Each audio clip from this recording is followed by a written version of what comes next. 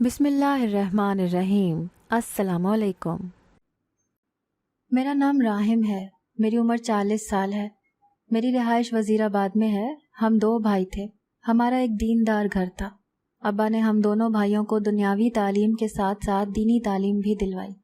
ہمارے چچا اور باقی رشتہ دار ابا کو کہتے کہ تمہارے تو لڑکے ہی ہیں، تربیت کرنا مشکل ہوگا۔ ابا اکثر دل برداشتہ ہو جاتے اور اماں سے کہتے کاش ہماری بیٹی بھی ہوتی۔ اماں اکثر ہنس پڑتی تو کبھی ابا کو نرمی سے سمجھاتی کہ لوگوں کو تو بیٹوں کی خواہش ہوتی ہے مگر آپ بیٹی کی خواہش کرتے ہیں۔ ابا اماں سے کہتے کہ مجھے ان کی تربیت سے ڈر لگتا ہے، ورنہ بیٹے ہوں یا بیٹیاں والدین کو تو دونوں ہی پیارے ہوتے ہیں۔ اماں ابا کو سمجھاتی کہ پریشانی کس بات کی ہے، آپ کی محنت انشاءاللہ رنگ لائے گی۔ ابا نے اپنی جی جان لگا دی ہم دونوں بھائیوں پر جتنا ہو سکا۔ ہم دونوں پر جائز سختیاں بھی کیں اور نہ جانے کتنی نصیحتیں بھی کیں۔ اماں ابا کا پورا ساتھ دیتی تھیں۔ پہلے پہل تو ہم دونوں بھائیوں کو یہ پابندیاں، یہ نصیحتیں بہت اچھی لگتی تھیں۔ ہم دونوں 5 وقت کی نماز بھی پڑھتے تھے، لیکن یہ تب تک رہا جب تک ابا زندہ رہے۔ ایک روز ابا کی طبیعت خراب ہوئی، نہ جانے انہیں کیا پریشانی تھی۔ ہم نے کئی بار ابا سے پوچھا جس پر وہ کہہ دیتے کہ کچھ نہیں ہے، مگر ہم جانتے تھے کہ ابا کو کوئی پریشانی ضرور ہے۔ اماں سے پوچھتے تو وہ کہہ دیتی کہ میں تمہارے ابا کی دی گئی قسم پر قید ہوں، میں تمہیں کچھ نہیں بتا سکتی۔ کئی دن ایسے ہی گزر گئے، ابا کا علاج بھی چل رہا تھا، مگر ایک روز ابا کی طبیعت بہت خراب ہو گئی۔ میں اور میرا بھائی ابا کو ہسپتال لے کر گئے، مگر ہسپتال پہنچنے سے پہلے ہی ان کا انتقال ہو گیا تھا۔ گھر میں تو جیسے کوہرام مچ گیا تھا۔ ابا کی میت دیکھتے ہی اماں بھی بے ہوش ہو گئی۔ جنازہ اٹھا تو اماں کو سنبھالنا مشکل ہو گیا۔ ابا کا 40واں ہوا تو سب اپنے اپنے گھروں کو روانہ ہو گئے۔ اماں نے ہم دونوں بھائیوں کو اپنے پاس بلایا اور بہت نرمی سے ہمیں سمجھانے لگی کہ تم لوگوں کے ابا نے تم دونوں کی تربیت کے لیے جی جان لگا دیا ہے، اب تا عمر ان کی عزت اور تربیت پر کبھی حرف مت آنے دینا۔ اماں چونکہ بہت سادہ دل عورت تھیں، تبھی ہم دونوں بھائیوں کو صاف الفاظ میں سب سمجھا رہی تھیں۔ ابا کے بعد جیسے سب بکھر گیا تھا۔ میں اور بھائی دوبارہ سے کالج جانا شروع ہو گئے۔ بھائی کی عادتیں ابا کے بعد بالکل مختلف ہو گئیں، وہ پہلے جیسے لگتے ہی نہیں تھے۔ اماں اکثر پریشان رہنے لگی تھیں۔ پریشان تو میں بھی تھا کیونکہ بھائی کو لے کر بہت سی باتیں کالج میں چل رہی تھیں۔ میرا وہ بھائی جو ابا کے ڈر سے کسی کو کچھ کہتا نہیں تھا، اب وہ بات بات پر سب سے جھگڑنے لگا تھا۔ کالج سے کئی بار اس کو ڈانٹ بھی پڑتی، مگر وہ اپنی عادت کو بدل نہیں سکا۔ ایک روز میرا بھائی مجھے بتائے بغیر کالج سے جلدی گھر کے لیے نکل آیا۔ مجھے بہت حیرانی ہوئی کیونکہ بھائی نے کبھی ایسا نہیں کیا تھا۔ میں بھی جلدی سے گھر کے لیے نکل آیا کہ خدا نخواستہ اماں کی طبیعت خراب نہ ہو گئی ہو۔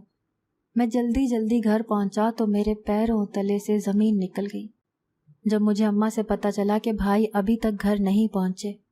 یہ میرے لیے کافی حیرت کی بات تھی۔ اماں بھی پریشان ہو گئی۔ جب میں نے اماں کو تسلی دی کہ کچھ نہیں ہوا ہوگا، ہو سکتا ہے بھائی اپنے دوستوں کے ساتھ کہیں باہر گئے ہوں، لیکن اماں نے مجھے واپس بھیجا کہ پتہ کر کے آؤ کہاں ہے تمہارا بھائی۔ میں اماں کی بات مانتے ہوئے گھر سے نکلا۔ کالج کے آس پاس جتنے بھی ریسٹورنٹ تھے میں نے سب دیکھا، مگر بھائی کہیں موجود نہیں تھے۔ میرے دل میں بس ایک ہی خوف تھا کہ بھائی کسی مشکل میں نہ پڑ جائے، میرے ابا کی عزت پاؤں میں روند دی نہ جائے۔ میں جلدی سے گھر واپس گیا تو سامنے کا منظر دیکھ کر مجھے کافی حیرت ہوئی۔ جہاں بھائی اپنے دوستوں کے ساتھ بیٹھے خوش گپیوں میں مصروف تھے، میں بھی سب کچھ نظر انداز کرتا اندر کی طرف بڑھا اور بھائی سے بولا کہ دوستوں کے ساتھ جانا ہو تو مجھے بتا دیا کریں، اماں پریشان ہوتی رہتی ہیں۔ پھر بھائی نے بھی ہلکا سا ہاں میں سر ہلایا، مگر بھائی کے چہرے پر ایک خوف سا تھا، جیسے انسان پہلی مرتبہ گناہ کرے اور پکڑے جانے پر خوف زدہ ہو جائے۔ میں اتنا تو جان گیا تھا کہ بھائی کچھ تو چھپا رہے ہیں، مگر کیا یہ نہیں جان پایا۔ کئی دن ایسے ہی گزر گئے۔ اب روز میرے بغیر بھائی کا گھر آ جانا یا بتائے بغیر دوستوں کے ساتھ کہیں گھومنے نکل جانے کا سلسلہ شروع ہو گیا تھا۔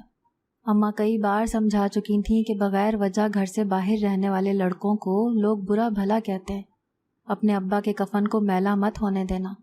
لیکن بھائی ہمیشہ ایک ہی بات کرتے کہ مجھے لوگوں کی باتوں سے فرق نہیں پڑتا، میں اب بڑا ہو گیا ہوں، اپنا اچھا برا جانتا ہوں۔ کالج ختم ہوا تو اماں نے بولا کہ اب دونوں بھائی مل کر اپنے ابا کے کاروبار کو سنبھال لو۔ کب تک غیروں کے سر پر رہے گا؟ میں تو کالج ختم ہوتے ہی ابا کی فیکٹری سنبھالنے لگ گیا، مگر بھائی نے اماں کو صاف انکار کر دیا کہ ابھی تو میں پڑھائی سے فارغ ہوا ہوں، ابھی میں کام نہیں کروں گا، کچھ دن آرام کرنے کے بعد سوچوں گا۔ کچھ دن گزرے تو بھائی فیکٹری آنا شروع ہو گئے، مگر وہ ہمیشہ فون میں نہ جانے کس سے باتیں کرتے رہتے، لیکن میں نے کبھی اس بارے میں اماں سے ذکر نہیں کیا تھا۔ میں بس اتنا جانتا تھا کہ بھائی کی سرگرمیاں کچھ ٹھیک نہیں ہیں۔ میں کام پر تھا جب بھائی کا ایک دوست میرے پاس آیا اور بولا کہ اپنے بھائی پر نظر رکھا کرو۔ مجھے کافی حیرت ہوئی۔ میں نے چونک کر بھائی کے دوست کی طرف دیکھا، جس پر وہ مسکرانے لگا اور بولا کہ تم لوگوں کی تربیت بہت اچھی ہوئی ہے، مگر تمہارا بھائی کچھ غلط لڑکوں کے ہاتھ لگ گیا ہے، اس کا خیال رکھا کرو۔ وہ بھائی جو میرے بغیر ایک منٹ نہیں گزارتا تھا، میں ہی اس کا دوست تھا اور میں ہی اس کا سکون۔ اب وہی بھائی مجھے تنہا کر کے نہ جانے کون سے نئے دوست بنا بیٹھا تھا۔ بھائی نے کام کرنا شروع کیا تو اماں بھائی کے لیے رشتہ دیکھنے لگی، مگر ایک روز میں فیکٹری سے گھر لوٹا تو بھائی اماں سے چیخ چیخ کر نہ جانے کیا کہہ رہا تھا۔ میں سیدھا اماں کے کمرے میں چلا گیا اور وہاں جا کر دیکھا تو بھائی اماں سے لڑ رہے تھے کہ میں آپ کی پسند کی لڑکی سے بالکل شادی نہیں کروں گا۔ اماں رو رو کر بس ایک ہی بات کہے جا رہی تھیں کہ اگر میری پسند کی لڑکی سے شادی نہیں کرنی تو پھر کس سے کرنی ہے۔ بھائی نے آؤ دیکھا نہ تاؤ اور اپنا فون نکال کر اماں کے سامنے کر دیا اور بولے کہ مجھے یہ لڑکی پسند ہے اور میں کافی عرصے سے اس کو پسند کرتا ہوں، مجھے شادی کرنی ہے تو بس اسی سے۔ مجھے تو یقین نہیں آ رہا تھا کہ یہ میرا وہی بھائی ہے جو اماں ابا کی باتوں پر سر جھکا کر آمین کہہ دیتا تھا۔ لڑکی دیکھنے میں تو خوبصورت تھی، مگر جب میں نے اماں کے کہنے پر اس لڑکی کا پتہ کروایا تو اس کے بارے میں بہت سی ایسی باتیں سننے کو ملی جو ناقابل قبول تھیں۔ مگر اب بھائی کو کیسے سمجھاتے، کیونکہ وہ تو کچھ سننے کو تیار ہی نہیں تھے، جیسے ان کی آنکھوں پر پٹی بندھی ہو۔ اماں تو بلک بلک کر رو دیں کہ کہاں گئی تمہاری دینی تعلیم اور کہاں ہے تمہارے ابا کی سخت محنت سے کی گئی تم لوگوں کی تربیت۔ میں اماں کی بات پر دل برداشتہ ہو جاتا اور انہیں کہتا کہ پریشان مت ہو، اللہ سب بہتر کرے گا، اللہ نیک بندوں کے ساتھ کبھی برا نہیں کرتا، آزمائش کا وقت ہے، جلد ہی ٹل جائے گا۔ ایک روز میں نے فیصلہ کیا کہ میں بھائی سے بات کروں گا اور انہیں سمجھاؤں گا کہ وہ جس راستے پر چل رہے ہیں اس راستے کی کوئی منزل نہیں ہے۔ میں نے بھائی کو بہت سمجھایا کہ وہ لڑکی باکردار نہیں ہے، خدارا اپنے آپ کو ایسی مشکل میں مت ڈالیں جس سے باہر نکلنا آپ کے لیے ناممکن ہو جائے، مگر بھائی ایک ہی بات کہتے کہ میرا اس لڑکی پر دل آ گیا ہے۔ میں نے بھائی کو سمجھایا کہ یہ کوئی بڑی بات نہیں ہے، بازار جائیں تو اکثر خوبصورت چیزوں کو دیکھ کر دل آ ہی جاتا ہے، مگر اس کا یہ مطلب نہیں ہوتا کہ ہر وہ چیز جس پر دل آ جائے وہ خریدی بھی جائے، اور اگر بے مقصد اس چیز کو دیکھ کر خرید بھی لیا جائے تو کچھ دیر کے بعد وہ گھر میں بنے اسٹور روم کی زینت بن جاتی ہے، اور پھر جب کئی سالوں بعد اسٹور روم کا رخ کیا جائے تو پرانی چیزوں کو دیکھ کر بس اپنی بے وقوفی پر ہنسی آتی ہے۔ نہ جانے بھائی کو کیا ہو گیا تھا کہ وہ اگلے روز ہی اماں کے پاس آ کر اماں سے معافی مانگنے لگا اور بولا کہ آپ جہاں کہیں گی وہاں ہی شادی کروں گا۔ اماں بھی کافی خوش ہو گئی تھی۔ اماں بھائی کا رشتہ ڈھونڈنے لگی اور پھر ایک اچھے گھر کی نیک لڑکی سے بھائی کی شادی کروا دی گئی۔ بھابھی بہت اچھی عورت تھی، ہم سب کا بہت خیال رکھتی تھی۔ اماں تو اپنی پسند پر بہت خوش تھی، بھائی بھی اب کچھ سنبھل گئے تھے، بھابھی بھی ہم سب میں گھل مل گئی تھی، کیونکہ ان کی تربیت بھی ایسی ہی کی گئی تھی جیسی ہم لوگوں کی گئی تھی۔ وہ بھائی کا بہت زیادہ خیال رکھتی تھیں، ان کی ہر چیز کی فکر کرتی۔ میں تو بھائی کی قسمت پر رشک کرتا کہ بھائی نے نہ جانے ایسا کون سا نیکی کا کام کیا تھا کہ بھابھی جیسی خاتون ان کی ہمسفر بنی۔ میں اپنے لیے بھی ہر وقت دعا گو رہتا، کیونکہ ایک عورت ہی گھر کو سنوار سکتی ہے اور ایک عورت ہی گھر کو بگاڑ سکتی ہے۔ میں بھی ہمیشہ دعا کرتا کہ مجھے اماں اور بھابھی جیسی ہی عورت بطور ہمسفر ملے۔ شادی کے 2 سال بعد بھائی کے گھر 2 جڑواں بیٹے پیدا ہوئے۔ بھابھی اماں سے کہتی کہ اماں مجھے بھی ایسے گر سکھا دیں جس سے آپ نے اپنے بچوں کی تربیت کی تھی، تاکہ میں بھی اپنے بچوں کی تربیت بہت اچھے سے کر سکوں۔ ماں باپ دونوں کا فرض ہوتا ہے کہ وہ اپنے بچوں کی اچھی تربیت کریں تاکہ وہ انہیں ایک اچھا شہری بنا سکیں۔ اماں صرف ایک ہی بات کرتی کہ اپنے بچوں پر توجہ دینا، ان کی ہر چھوٹی چھوٹی بات کو دھیان میں رکھنا، کسی بھی بات کو نظر انداز مت کرنا، اور بس اتنی دعا کرنا کہ تم اور تمہارا شوہر اپنے بچوں پر ہمیشہ سلامت رہو۔ کیونکہ جب ماں باپ میں سے کسی ایک کا سایہ اٹھ جائے تو یہ آشیانہ بکھر جاتا ہے۔ میں جانتا تھا اماں یہ بات بھائی کی وجہ سے کر رہی ہیں۔ بچے بڑے ہوئے تو سب سے پہلے بھابھی نے دنیاوی تعلیم کی جگہ اپنے بچوں کو دینی تعلیم دینے کے لیے ایک لڑکی کو رکھ لیا۔ لڑکی عالمہ فاضلہ تھی اور حافظ قرآن بھی تھی۔ ہمیں تو خوشی تھی کہ بھابھی نے سب سے پہلے دینی تعلیم کو چنا، کیونکہ ہمارے لیے دنیاوی تعلیم اتنا معنی نہیں رکھتی جتنی دینی تعلیم معنی رکھتی تھی۔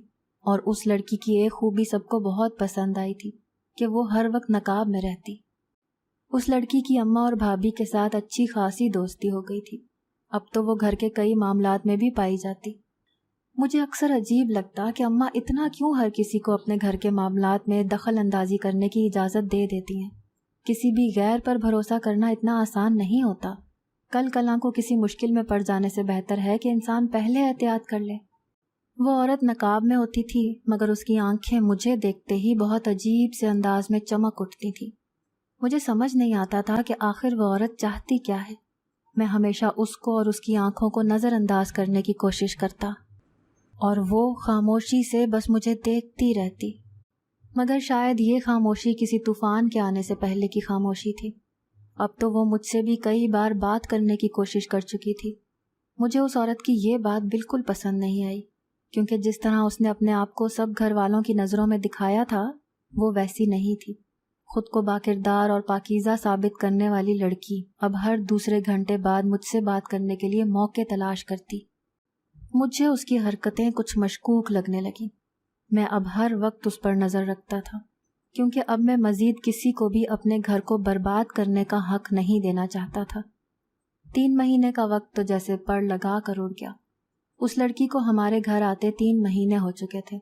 اب تو بھابھی کہتی تھیں کہ مجھے دوسری بہن مل گئی ہے، اماں کہتی تھیں کہ مجھے دوسری بیٹی مل گئی ہے۔ بھابھی اور اماں کو اس پر اندھا اعتماد ہو گیا تھا۔ میں نے اس کی بہت سی ایسی حرکات دیکھیں جو ہمارے گھر کی تباہی کے لیے کافی تھی۔ وہ اکثر بھائی کو دیکھتی تو ان کی خدمت میں لگ جاتی۔ بھابھی کو بھی اس چیز سے کوئی مسئلہ نہیں تھا۔ میں تو حیرت زدہ تھا کہ ایک عورت ہو کر کیسے کسی دوسری غیر عورت کو اپنے شوہر کی خدمت میں لگتے بھابھی برداشت کر رہی ہیں۔ اس گھر میں کیا ہو رہا تھا یہ سب دیکھ دیکھ کر میرے دماغ کی شریانیں پھٹنے کو تھی۔ لیکن باقی سب نے تو جیسے آنکھوں پر پٹی باندھ رکھی تھی، کسی کو کچھ دکھائی دیتا ہی نہیں تھا، نہ اس عورت کا مجھ پر ڈورے ڈالنا اور نہ ہی بھائی کی توجہ حاصل کرنا۔ ایک روز وہ عورت گھر نہ آئی اور بھائی صبح سے نہ جانے کتنی ہی بار اس عورت کے بارے میں پوچھ چکے تھے۔ اب تو میرا غصے سے برا حال تھا۔ میں نے بھابھی کو الگ جگہ پر لے جا کر سمجھانے کی کوشش کی۔ انہیں سمجھایا کہ اپنے شوہر پر اتنا ہی حق دو جتنا بعد میں برداشت کر سکو، لیکن وہ بھولی عورت میری باتوں پر ہنسنے لگی اور کہنے لگی کہ مجھے اپنے شوہر پر یقین ہے اور وہ میرے علاوہ کسی پر نظر نہیں رکھیں گے۔ میں نے پھر بھی بھابھی کو اس بات سے آگاہ کر دیا کہ وہ عورت مجھے ٹھیک نہیں لگتی، خدارا اپنے گھر کو تباہ ہونے سے بچا لیں، مگر بھابھی نے ایک نہ سنی، اور پھر شاید جس مقصد کے لیے وہ عورت اس گھر میں آئی تھی وہ مقصد بھی پورا ہو چکا تھا۔ شیطان حاوی ہوتے ہیں انسان پر، وقت نہیں لگتا۔ ایک روز بھابھی گھر میں نہیں تھی، اماں کے ساتھ بازار گئی ہوئی تھیں۔ گھر پر صرف بھائی اور میں ہی موجود تھے۔ وہ عورت گھر آئی اور بھابھی اور امی کا پوچھنے لگی۔ میں نے 2 ٹوک الفاظ میں کہہ دیا کہ آج تم چھٹی کر لو، بھابھی اور اماں گھر پر نہیں ہیں۔ اس نے بولا کہ کوئی مسئلہ نہیں ہے، میں بچوں کو پڑھا کر چلی جاؤں گی۔ میں نے اسے سمجھانے کی کوشش کی کہ ایسے مناسب نہیں لگتا، گھر میں کوئی اور عورت موجود نہیں ہے تو تم یہاں سے چلی جاؤ، لوگ دیکھیں گے تو باتیں بنائیں گے اور ہمیں اپنے گھر کی عزت کی بہت پرواہ ہے۔ مگر وہ تو اپنی ضد پر اٹکی رہی۔ کافی دیر بحث کرنے کے بعد بھائی جو کمرے میں تھے ہم دونوں کی آوازوں سے باہر آ گئے اور خوش دلی سے اس عورت کا استقبال کیا۔ اس عورت نے بھائی کو بتایا کہ میں اسے جانے کا کہہ رہا ہوں، تو بھائی مجھ پر غصہ ہونے لگے اور بولے کہ گھر آئے مہمان سے ایسے بات کی جاتی ہے۔ میں جان گیا تھا کہ اس عورت کی یہ چال ہے، مجھے برا بنانے کے لیے بھائی کو میری شکایت کر رہی ہے اور خود مسکرا کر خود کو بھائی کی نظروں میں اچھا ثابت کرنے کی کوشش کر رہی ہے۔ اس عورت نے بھائی سے بولا کہ میں بچوں کو پڑھا کر چلی جاؤں گی۔ بھائی بھی ہاں میں سر ہلا کے اپنے کمرے میں چلے گئے۔ اس عورت کی آنکھوں میں نہ جانے ایسا کیا تھا کہ میں ایک دفعہ کانپ اٹھا۔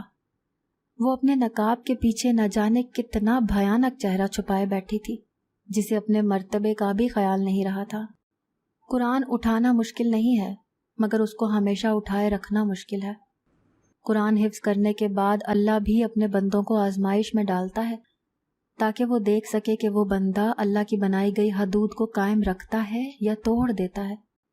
اور ایک گناہ کی اس وقت معافی ہے جب کسی بات کا علم نہ ہو، اور جب سینے میں پورا قرآن حفظ کر رکھا ہو اور ہر اچھائی اور برائی کا علم بھی ہو، گناہ اور ثواب کا اندازہ ہو، تو اس کے باوجود گناہ کرنے کی سزا دگنی ہو جاتی ہے۔ اتنی ہی دیر میں دروازہ باہر سے کھٹکا، امی اور بھابھی کی باتوں کی آوازیں سنائی دی تو اس عورت کی حرکت پر میں دنگ رہ گیا۔ تبھی اس لڑکی نے اپنے کپڑے پھاڑ دیے اور خود کو بھابھی کے کمرے میں بند کر دیا۔ میں لڑکی کی منت کرنے لگا کہ وہ چلی جائے، اتنے میں بھابھی آ گئی اور جو ہی کمرے کا دروازہ کھولا تو پاؤں تلے سے زمین نکل گئی، کیونکہ کمرے میں بھائی اور وہ عورت نازیبا حالت میں پائے گئے تھے۔ بھائی کے چہرے کا رنگ اڑا ہوا تھا اور وہ لڑکی خود کو مظلوم ثابت کرنے کے لیے خود کو ایسے دکھا رہی تھی جیسے اس کے ساتھ کوئی زبردستی کی جا رہی ہو۔ مگر میں حقیقت جانتا تھا، میرا بھائی لاکھ برا سہی مگر اتنی گھٹیا حرکت نہیں کر سکتا تھا۔ اور پھر میں نے اس عورت کو جان بوجھ کر بھابھی کے کمرے میں جاتے خود دیکھا تھا۔ بھابھی تو آنکھیں پھاڑے، آنکھوں میں بے یقینی سموئے اپنے دروازے پر کھڑی تھی۔ بھابھی کی آنکھوں میں بے یقینی دیکھ کر ایک بار بھائی بے بس ہو گئے تھے۔ بھائی اپنے کندھے جھکائے بالکل خاموش تھے، جیسے ان کے پاس کہنے کے لیے کوئی لفظ ہی باقی نہ ہو۔ میں اس عورت کے رونے پر ایک دم چونک گیا۔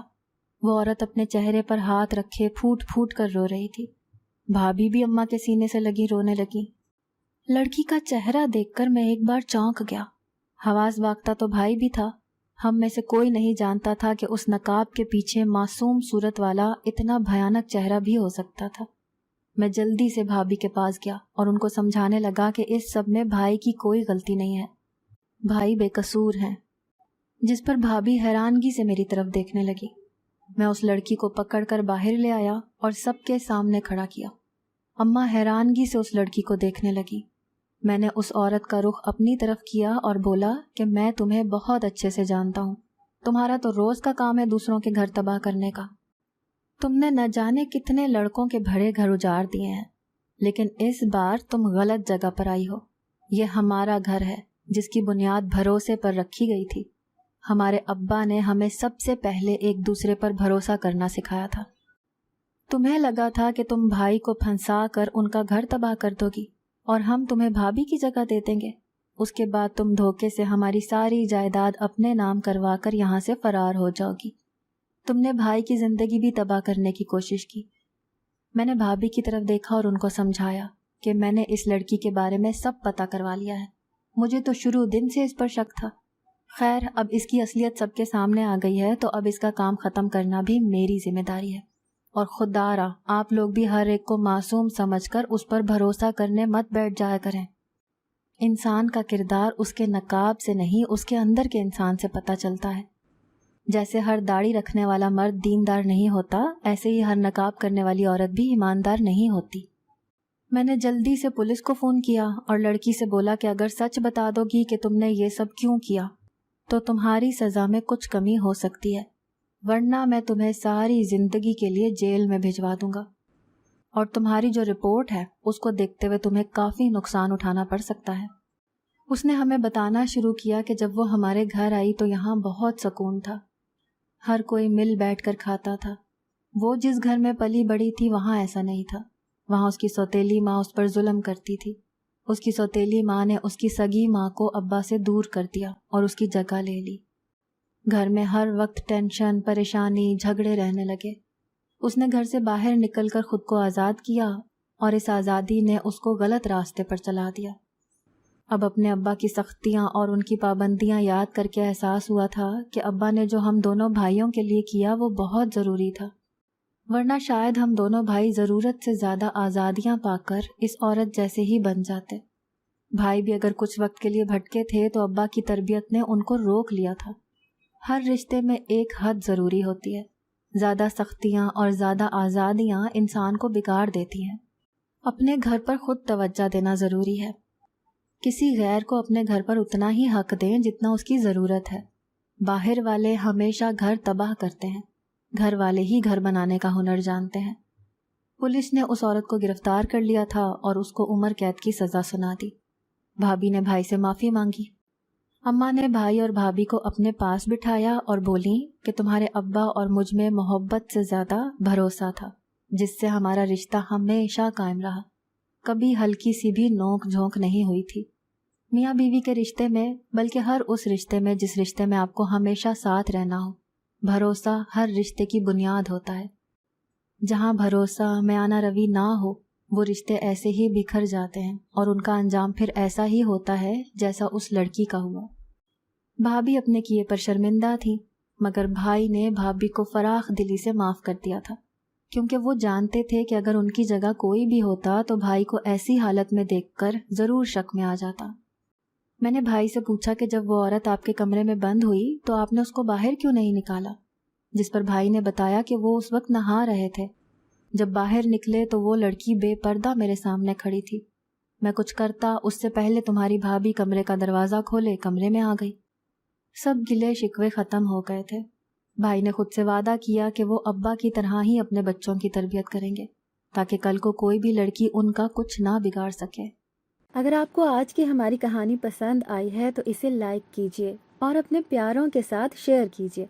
और हाँ, अगर अभी तक आपने हमारा चैनल सब्सक्राइब नहीं किया तो ज़रूर कीजिए। मिलते हैं कल एक नई और दिलचस्प कहानी के साथ। तब तक के लिए अल्लाह हाफ़िज़।